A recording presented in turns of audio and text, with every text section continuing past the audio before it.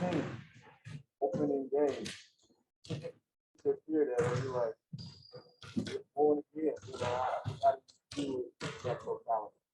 Man, I'm excited. I'm grateful, obviously, to be in, good health and have the opportunity to still be playing.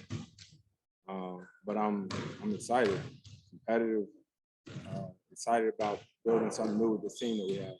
I saw like something that did the accident of like 75 years old Bob Coop. Yeah. What was that like doing that? It looked like that was a difficult. It was a difficult, it was. It was a real difficult spot to get into. Y'all should have seen it. But it was fun, man. When I got there, I had no clue. I had no clue who I was going to be posing as. But that was definitely an honor, to be even in that same conversation as somebody who played the game the way that he did. Yeah. Yeah, basically, it was actually just in between takes. And I was doing that with the kids, and they actually used it. But I actually did both of those in the same day. I actually rolled my book while he was doing his part.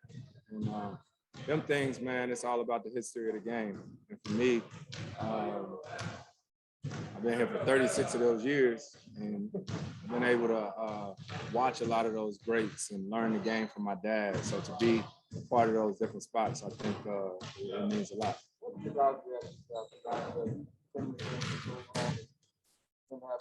Going through this right now, just what is your advice for him?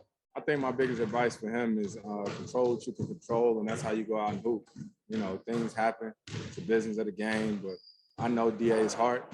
I know how he competes, and I know how competitive he is. And at the end of the day, he wants to do his job for our team. You know what I mean? And I appreciate him for that. And I know when he step out on the court tonight, it's going to be all about what he got to do to help our team win. Is that easier said than done sometimes? Sometimes it is, but it's life. You know what I mean? It's life. We all in this situation, playing, and it's a business. You have to figure out those different types of things. But we all show up to work today to win and play for each other. I think that's what we're going to try to keep doing. You guys have built such a close bond. Do you see that even more so? Even when a guy like goes through something like that, you rally behind him in a way? Always. Sometimes you have teams where you're just teammates. We're not like that here. We really care about each other, no matter who it is, no matter if a guy's here, for a few weeks. Chase and Randall, who was here with us in camp, we was talking about it, became, one of us. So it's always like that around here. Does it become tricky when you want to celebrate Mikal and Landry for that, but or kind of feeling for DA at the same time? It's not tricky, man. It is what it is. This isn't AAU basketball. We all grown men and understand the business of the game. You celebrate guys when you can. You're there to lend a listening ear when guys want to hear or want to talk to you about it. But, it is what it is. You're excited to open up tonight against the team you beat in the playoffs? I'm excited to open up just in period, just period. Just because we've been playing against each other day in and day out. And, this team here, man, guys still hungry.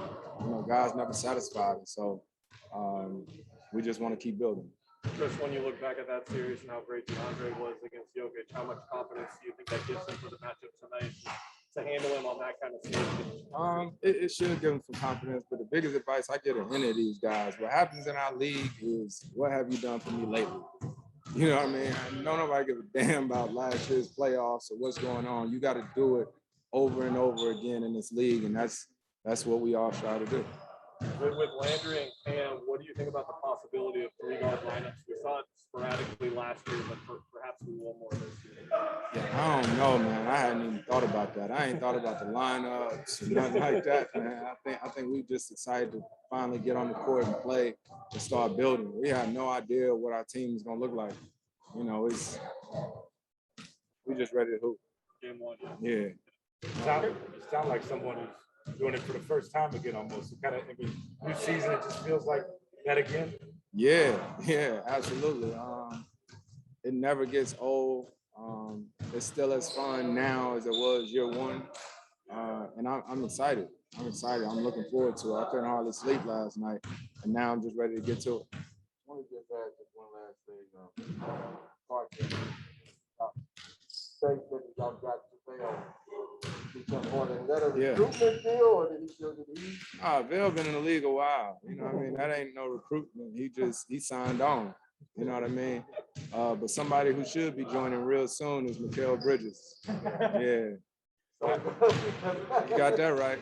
Mikal should be joining real soon. So we definitely got a seat with his name on. Okay. I think Frank said he was at the JV table, so now he's got to move up to varsity. Oh, he moved up to varsity. If he go back to JV, he like a senior playing on junior varsity. That's exactly what it's equivalent to. Hey, Chris, Mike the other day was talking about him not wearing a suit. He likes that coaches don't wear suits anymore. Yeah, that was a big thing with the bubble, and even our conversations coming out of the bubble and talking to the league, you know, and understanding that it's actually dope that the coaches look uniform over there, and you ain't got to wear a suit to coach. Chris, the end of practice, kind of around the world shoot down you guys do. Keep track of who wins that each Yeah, I day? won today. I win most days. Yeah. All right. Thank you. No problem.